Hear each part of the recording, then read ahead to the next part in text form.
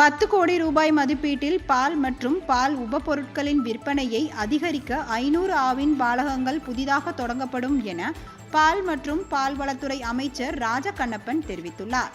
தமிழக சட்டசபையில் இன்று 2025-2026 ஆண்டுக்கான பால்வளத்துறை மானிய கோரிக்கை தொடர்பான அறிவிப்புகளை வெளியிட்டு அமைச்சர் ராஜகண்ணப்பன் பேசினார். அப்பொழுது 9 கோடியே 34 லட்சம் மதிப்பீட்டில் பால் உற்பத்தியாளர்கள் வழங்கும் பாலின் தரத்தினை மதிப்பீடு செய்து உடனுக்குடன் ஒப்புகை சீட்டு வழங்கி கண்காணிக்க ஏதுவாக 1437 பால் பகுப்பாய்வு கருவிகள் நிறுவப்படும் என்றும் 10 கோடி மதிப்பீட்டில் பால் மற்றும் பால் உபபொருட்களின் விற்பனையை அதிகரிக்க 500 ஆவின் பாலகங்கள் புதிதாக தொடங்கப்படும் என்று தெரிவித்தார். எல்லா கூட்டுறவு சங்கத்துக்கும் கலப்படம் இல்லாமல் இருக்கிறதுக்கு பார்க்குறோம். ஒரு 2-3 கம்ப்ளைண்ட் வந்துச்சு. அவருக்கு உடனடியாக ஜிஎம்க்கு கூப்பிட்டு சொல்லி இப்போ எங்கேயுமே கம்ப்ளைண்ட் கிடையாது, எல்லாமே ஒரிஜினல் பால் கொடுக்குறாங்க.